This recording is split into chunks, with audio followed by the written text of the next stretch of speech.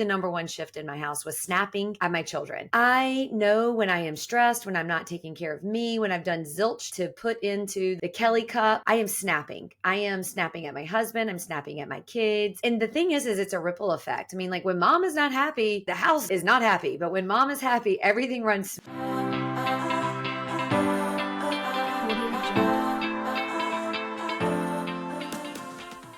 Welcome back, Women of Fort Mill. Thank you for joining us, Women of Fort Mill podcast. I am joined by the greatest co-host ever, Kellie Hoover, and we got such a great response from the time management conversation. We had to do a part 2 because I think there's so much more that goes into implementation. You know, we know that we can be better stewards of our time, and sometimes we need the real tools, ideas, and many times just small changes that we can make to have it be effective in our life. So Kellie, I can't wait to jump in and for you to share with me and everyone else what we can change in our life. So thinking about where we left off, which was self-care, how spending intentional time with yourself and for yourself not only improves your mood, people love being around you more, but it truly allows you to be more effective in all the other things in your life. So could you share more on morning, start to the day, what that is chaos and everybody's running behind and all the things are happening. How do you create more control and get off to such a great start? Yeah, so I love this topic. And listen, you paint the picture so perfectly. So think about it. Every parent, especially those of you who have school-age children, you know, the alarm goes off or it's time to get up and there's a project due or you got to pack a lunch or it's PE today or the project or you got to send cupcakes in or whatever it is, a school field trip note. You know, there's so many responsibilities and you're out the door and you're like, hurry, like eat breakfast on the way to the car. And then you're mismatched. Or I remember walking out with different shoes sometimes, you know, I've been there. I've done that. I have not always been like the perfect morning person, but I will say, you know, I want you to know because especially what I shared with in the previous episode, it starts small. And I know that I mentioned that before, but my mornings didn't used to look like how they look now. I would sit in my bed. I would grab my phone. I would scroll. I would answer emails. I would be running behind. My kids were rushing, breakfast on the go. And when you start your morning off that way, Leah, it's just you're behind all day long. It doesn't even matter if you're really behind, you feel behind. And there's so many tips that I really think that we can kind of dive in. So I'll dive into what my morning routine looks like. And my morning routine now looks very different, but I also want people to know that it didn't start there. It's not just like I've lived this whole life. I have made very specific small changes. And it wasn't like one day I was like, okay, life is different in the morning. No, it was like, I'm going to start with this. I'm going to start with this 5 minutes. I'm going to get really good at this 5 minutes. I'm going to add on and I'm going to do 10. I'm really good at that. And then there's different ones. There's weekend morning routines and there's weekday morning routines and there's summer weekday morning routines and there's school year weekday morning routines. Those of you who have school age kids and, you know, when your kids even get older, I stay up later. Therefore, my morning routine looks a little different and it may be more broken up. So right now I do have an alarm. I encourage people to have a time because if you can set an alarm, then you really can plan when you get up. And I always try to get up before my family, before my husband, before my kids, so I can pour that time into me. So wake up, no snooze. I know, throw tomatoes at me, but don't hit the snooze button. Do not lay in bed. Do not, we have a charging station and we will put our phones on the charging station and it is not right beside my bed. It can be across the room. It can be in another room. And that does sound very weird because people will use their alarm, but go buy an old school alarm. You know, if you sleep with a watch, like have your watch wake you up. If you do use your phone as an alarm and you have it there, like create a habit that you don't grab it and you start looking at emails. You start looking at the news, right? Because that is immediately going into your brain. So first thing, wake up, no snooze, pop out of bed and go. Like don't even pick up your phone, maybe to turn your alarm off, but don't pick it up. The next thing I do is hydrate. And this is so good for your health. I will grab a, 25 or 32 ounce cup, a shaker bottle. I get ice cold water. I put electrolytes in it and I drink that first thing in the morning. It's getting my body moving. It's getting my digestion system. It's waking my brain up, waking my body. I know I've already set the tone for the day of like really doing. I sit down and I read, I journal, I do devotions, and I pray. And I honestly can do that. If maybe some days I have 30 minutes and maybe some days I have 8, but I'll sit down and I'll be very intentional about it. And maybe that day I don't get to do the actual reading, but I'll go through and I'll journal our devotion. And then I'll say, okay, at some point today, I'm going to take 10 minutes. I'm going to go sit outside. I'm going to read. But then the next thing I do, which I think is, we hear a lot about this morning type of stuff, read, devotion, journal. You hear a lot about that. The next thing I don't think a lot of people do, and it is probably one of the biggest savers for me with the efficiency, is I brain dump for the day. So I have a list and I'm going to show it here. So if you're seeing this on YouTube or you're seeing this somewhere, I'm going to show this list, but I'm going to describe it to you listeners. It is literally like a 5x7, very inexpensive to-do list of the day. And it has my 3 top priorities. So I already know what those are. Oftentimes I will do this the night before I go to bed. I will go in and lay out what my top 3 priorities are for the next morning, because as you're sleeping subconsciously, your brain is starting to work out those problems. Your brain is starting to solve those things, right? So typically when I sit down after doing those things, I sit down at my desk. Generally, my family's still not awake yet, by the way. So I look at my priorities and I write down everything that needs to get done. I will tell you 100% of the time, my list is never complete. Okay. I always carry things over, but I put it down because it gets it out of my mind so I don't feel stressed about it. And it gets it, it's a funny joke with people who know me in my personal life. Well, it didn't get written down, so therefore Kellie doesn't know it needs to get done. Leah, you know that. And I'm also a type A. I'm an Enneagram 3. I need to have the dopamine hits through the day where I can check things off my to-do list. I am that girl who writes it down just so I can cross it off. Okay. So that is kind of what I do. I wake up, no snooze, pop out of bed, hydrate, do my morning routine when it comes to like my time fueling my heart and my mind. I brain dump what needs to get done for the day. And then I know where I'm moving my body. Maybe I go straight to move my body. Maybe I'm moving it like at 8 o'clock. Maybe I'm working out more like 5 or 6 o'clock. But at some point I'm making that commitment, and I'm making that commitment in the morning because I know I need to do that. And not every day do I get to go to the gym. I don't. I try to go 4 days a week, but not every day do I get to go. But I do take time to be outside and at least go walk. I have a walking pad in my office, so I will move my body at some point. I really try to get out of my house to do it though. So that's kind of what the mornings look like for me, Leah. So I'm going to throw something at you, and I feel like you will have a very good response because I'm ready. Had 2 little people at one point. So thinking about the moms that are struggling with extreme exhaustion, whether that's because their kids are waking up through the night or their life is just really demanding. Maybe spouse is working an odd schedule, or maybe they're a single mom and it's just a lot. So do you have any thoughts around mornings and or just handling that added layer of I'm depleted. I'm depleted. On such little sleep and still being able to maintain some of these things? Absolutely. So one of the things, and I did, when my girls were little, they're a little less than 2 years apart, and my husband traveled 4 or 5 days a week, and I worked 60 hours a week. So I remember that. I remember those very demanding mornings. They can't, they're so young, they can't do anything for themselves. Most of the time, I did the morning routine in the evening. So get them to bed, and instead of sitting down on the couch and watching TV or going back to do work, and maybe I needed to do work, but before I did that, I made sure everything was set in the morning. A lot of times on Sundays, I would meal prep and have,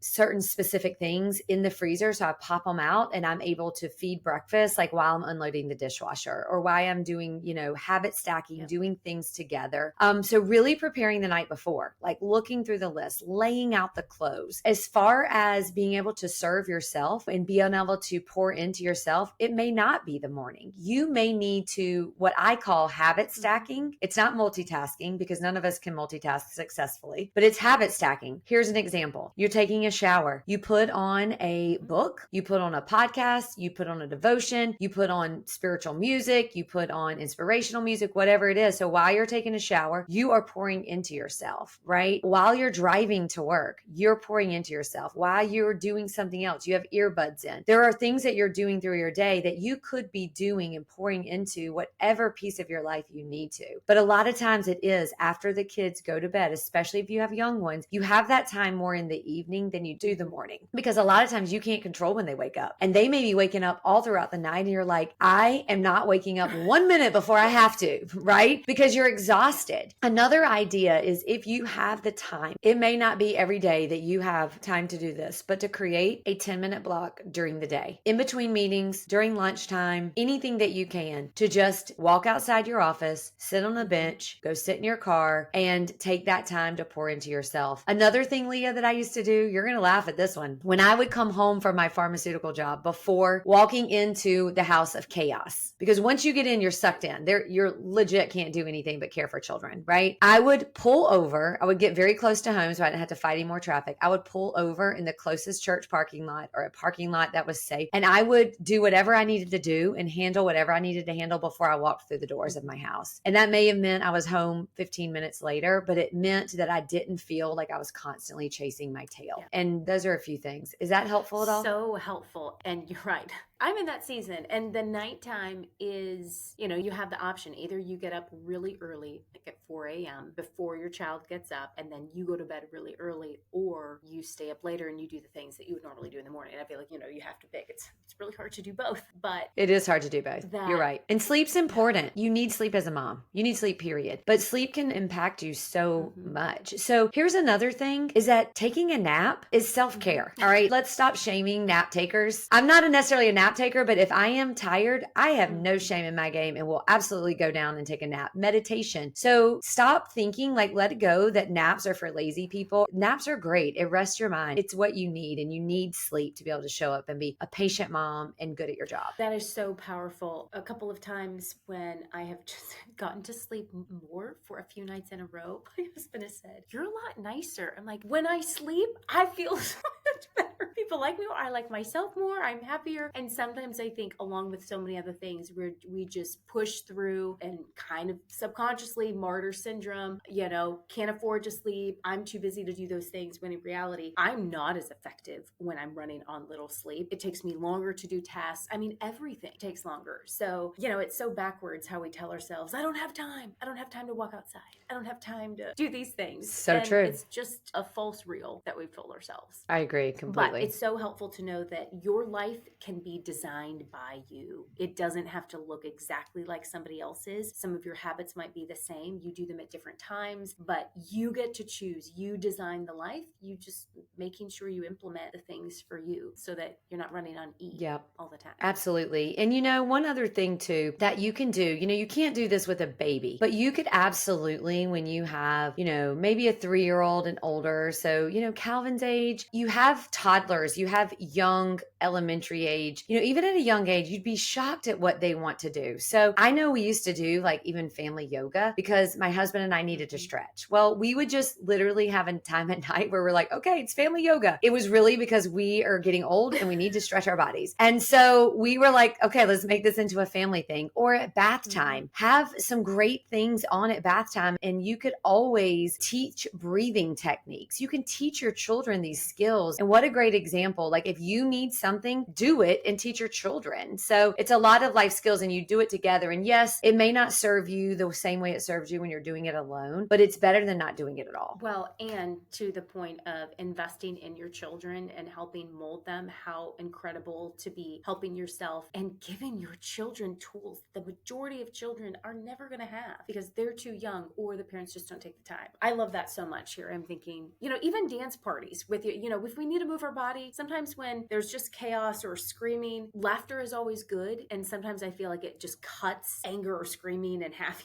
primarily referring to, you have a toddler doing this and just getting them to laugh or turning on music and we're going to dance. It turns things around so quickly. And while you feel kind of done doing it, it changes how the night goes. I know you work with so many moms in really all of the businesses that you have, but especially one of them. And so you are learning so many things about their life, helping them with their health. What have you seen change and shift when they own their mornings for the most part? And maybe for some moms, they're just owning their schedule as a whole, whether it's nighttime, but what's the impact that you're seeing in them? Yeah. So I think when people really start owning something in their schedule, whether it's their mornings, whether it's, taking control and moving their body or just pausing for a moment and just gratitude. I always tell, in fact, I just said this to one of my girls earlier. I was like, when you stay in gratitude and you stay in affirmations, it's really difficult to be sad and mad. So if we can practice gratitude and we can practice these things, you generally are not in a bad mood, right? So we can be consistent. But the biggest thing that I think is confidence. Women become more confident. They get better at making certain choices. For example, food. When you're rested, when you're putting time into you feel like you deserve more. Your food choices are better. Your stress generally goes down. I mean, I think 95% of women would step into the shoes that I walk in every day and be immensely stressed out. And it's not that I don't ever get stressed. I do get overwhelmed, but it is very rare that I ever get stressed. Like when I am with my children, I am with my children. And I know I mentioned that on the episode of last time, but I think when you take control of your time and you take control of how you start your day, your stress goes down. It may not be there. I think you're happier. You mentioned that, Leah. Like when you get rest, when you're taking care of you, like your husband's like, you're happier. It's true. We're all happier. Also, like, here's the thing. I noticed a giant shift. Probably the number one shift in my house was snapping at my children. I know when I am stressed, when I'm not taking care of me, when I've done zilch to put into the Kellie cup, I am snapping. I am snapping at my husband. I'm snapping at my kids. And the thing is it's a ripple effect. I mean, like when mom is not happy, the house is not happy. But when mom is happy, everything runs smoother. I think that is like a universal thing in everyone's house. And it's just the case, right? So it's like, yes, it may feel selfish. And yes, you may say, I don't even know, Kellie, how in the world I can fit any of this in. But I promise you, if you figure out a way, everyone has 5 minutes. Everyone has 5 minutes twice a day to really, truly like pour into themselves. All these things will happen. Confidence goes up, your stress goes down, you become happier. You truly will just live in a better household because the mood is just higher. Okay, so I'm listening to you tomorrow, setting the goal. Tomorrow's going to look different. And while everything that you've said, I think all the women resonate with, and there's this immediate desire to, I want that to be my life. I want to have more control, more peace, but it can feel overwhelming to make so many changes at once. So what are maybe 2 or 3 things starting tomorrow, small changes that will make a radical change, not only in that day, but the following? What are a couple things that feel small, but the impact is great? Yes, I love it. There's a lot of different things you can do, and don't let it overwhelm you. Honestly, very simple things that you can do. And this, Leah, can apply to people with toddlers, middle school, high school, kids grown, elementary, whatever age is. Don't get on your phone right away. Discipline yourself not to get on your phone. Drink water, add some electrolytes to it, drink water, and just brain dump for the day. And you can do that even when you have a toddler. Get yourself a sticky note and just brain dump everything that you're thinking for the day that needs to get it out of your brain. It's fresh. You're feeling your freshest a lot of times. So don't get on your phone, drink water with electrolytes, and brain dump. And I'll also give you a tip as well as a side note. Those of you coffee drinkers, do your best to have like some food before you have coffee, because as we age and putting coffee into your body first thing in the morning increases your cortisol, which increases stress. And that can allow you not to lose weight and not to like feel your best. And everybody's like, go straight to the coffee maker, but it's not necessarily the healthiest choice. So those are the 3 things I think it can apply to every single female out there, regardless if you have children and what ages your children are, if you have them. You're going to do it tomorrow, right? Absolutely. You know what? A couple of those things I do in the mornings. For the most part, I try not to look at anything on my phone. Definitely not email, because I know the second I do the reel of to-dos, I'm not perfect at it every day, but the majority of mornings, night and day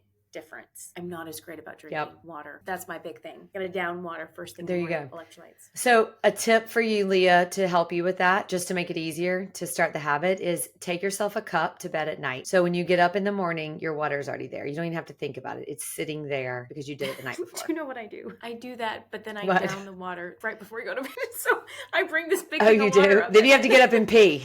Okay, so bring 2 things of water. Okay, now you're going to bring 2. Or just take yourself a jug up there and pour it in the morning. I'll put water in there. I'm good to go. Yes, there you go. Well, but I am going to do this because when you feel good, you feel like you show up more confidently in meetings and conversations with everyone. Your body is thriving instead of like, is the day over yet? I'm half dead right now. And that's awful. It's awful to use the gift of life in such a way where we feel like we're just kind of surviving. So thank you. This is incredible. I'm so blessed to know you. And I think all of the advice is so doable that you can take action on it. Absolutely. So glad I could help. I can't wait to hear the results. Well, ladies, please feel free to message us. If you are doing the 3 things, whether it's I'm pausing to look at my phone, I'm drinking water, maybe I pause instead of having coffee first thing in the morning, message us. We'd love to get your feedback, and we will be back next week. Thank you again for joining us. If you would like to share this episode or one of the many others with a friend, we would love it. Rate, review us, follow us on Instagram at Women of Fort Mill Podcast, and feel free to comment or send us a message. We would love to know know what you would like to see on the podcast, who you would like to have featured. And that is what this podcast is really about, is serving women in our community, adding value, sharing stories, highlighting businesses. That is what it's all about. So until next time, have a good day.